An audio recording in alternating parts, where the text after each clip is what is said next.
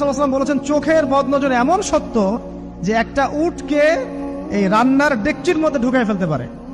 একটা উট খুব সুন্দর ভালো, আপনি দেখছেন মাশাআল্লাহ বলেন নাই, নজর লেগেছে, উটটা মারা গেছে দেন তারপর তাকে জবাই করে খেয়ে ফেলতে হয়েছে। একজন সাহাবী গোসল করছিলেন, গোসল, এটা হাদিসে সহিহ, এই আলেম ওলামা যারা আছেন তারা জানেন যে এই হাদিসে সহিহ। একজন সাহাবী গোসল করছেন, তার গায়ের চামড়াটা খুব সুন্দর ছিল, একদম স্কিনটা অনেক সুন্দর থাকে না এমন কিছু মানুষ। আচ্ছা, এখন আরেকজন সাহাবী এই গোসল দেখছেন দূর থেকে, দেখে বলছেন যে কি চমৎকার তার শরীরের রংটা, যেন কুমারী নারীর মতো, অনেকটা এমন একটা কথা তিনি বলেছিলেন। সাথে সাথে এই সাহাবী অজ্ঞান হয়ে পড়ে গেছে। কোন সাহাবী? যিনি গোসল করছিলেন।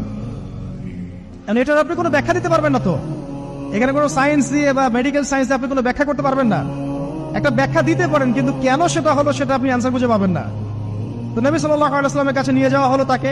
তিনি বললেন যে এই ব্যক্তির ব্যাপারে কি কেউ ভালো মন্দ কিছু বলেছিল? তখন একজন সাহাবী বলেন, হ্যাঁ, অমুকে বলেছে এর স্কিনটা অনেক সুন্দর, ওকে ডেকে নিয়ে আসুন। ওকে ডেকে আনা হলো।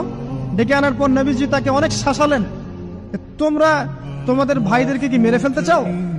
তখন এই সাহাবী তো অবাক, আমি আবার কখন মারতে চাইলাম ইয়া রাসূলুল্লাহ? আমি তো মারতে চাই নাই, আমি তো খালি বলেছি যে তার গায়ের রংটা অনেক সুন্দর।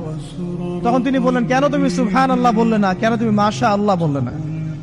যখন মাশাআল্লাহ বলবেন, সুবহানাল্লাহ বলবেন, নজরটা লাগবে না।